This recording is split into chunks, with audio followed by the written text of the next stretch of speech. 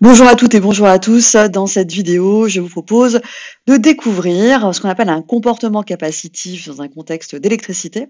Et pour cela, je vous propose d'étudier, d'observer plus précisément, d'expérimenter indirectement un circuit électrique comportant un condensateur.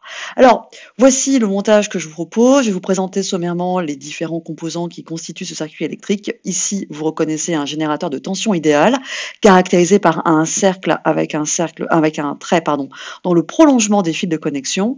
À noter que si le trait ici était perpendiculaire dans l'autre sens, donc on aurait un générateur de courant continu, non pas de tension continue. Vous repérez les bandes plus et moins. Vous avez ici un interrupteur, donc qui est branché en série avec le générateur de tension idéal, et puis vous avez donc un montage avec deux branches en dérivation. Donc on a un montage en dérivation avec une première boucle de montage et une deuxième boucle de montage. Alors, les composants que vous connaissez a priori, c'est le rectangle qui symbolise un conducteur ohmique ici de résistance 1 kΩ comme dans la branche du dessous.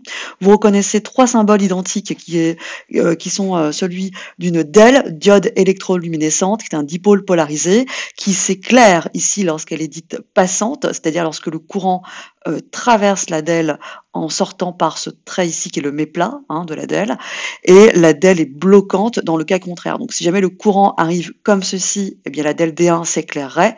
Maintenant, s'il arrivait dans ce sens-là, hop, la DEL D1 serait éteinte. Elle se comporterait comme un interrupteur ouvert, alors que lorsqu'elle est passante, elle se comporte comme un interrupteur fermé et elle s'éclaire.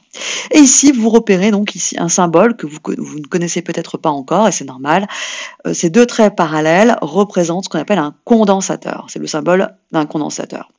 Alors, ça, c'est le schéma. À droite, vous avez ici une photo du montage. Donc, pour bien expliciter qui est quoi, vous avez donc ici le plus du générateur, le moins du générateur, le plus du générateur qui est relié à un interrupteur. Donc, c'est bien cohérent avec ceci.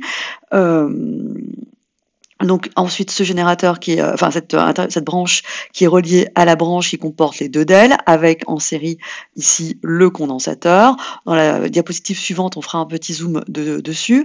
Et puis la branche du dessous avec une résistance et une troisième DEL. Alors, si on ferme l'interrupteur, à quoi s'attend-on? Bien logiquement, le courant est délivré, donc le sens conventionnel du courant circule de la borne plus à la borne moins à l'extérieur du générateur, donc le courant est censé arriver comme ceci.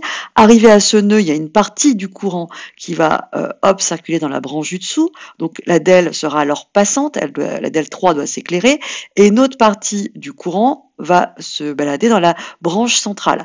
Arrivé ici, de nouveau, le courant se sépare, mais comme la DEL 2 est bloquante pour lui, donc le courant va uniquement dans la DEL 1 qui est passante.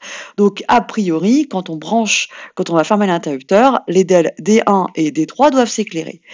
Si on ouvre l'interrupteur, eh bien logiquement, il n'y a plus de circulation de courant dans le montage, donc logiquement, toutes les DEL devraient être éteintes. Alors, observons. Faisons l'expérience pour voir si c'est le cas.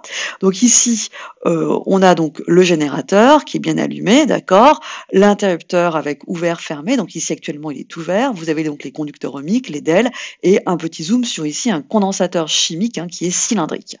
Alors, on va fermer l'interrupteur, sans surprise D1 et D3 s'éclairent, c'était prévisible. Là où ce n'était pas prévisible, c'est que la DEL D1 finit par s'éteindre. Ça, c'est une première surprise. Deuxième surprise, quand on ouvre l'interrupteur, tout doit s'éteindre, et là, D2 et D3 s'éclairent, enfin D2 s'éclaire, D3 reste éclairé, mais progressivement, les deux DEL s'éteignent. Alors, vous comprenez bien, cette expérience contredit un petit peu ce qu'on avait prédit, pour la bonne et simple raison que dans notre raisonnement, nous n'avons pas tenu compte de la présence du condensateur qui manifestement a une influence sur le circuit. Ce comportement, sa présence en tout cas, va induire un effet dit capacitif, d'accord, qui va expliquer ce qu'on observe ici. Donc, pour en savoir un peu plus, je vous invite à voir d'autres vidéos qui complètent celle-ci. Et je vous dis à bientôt.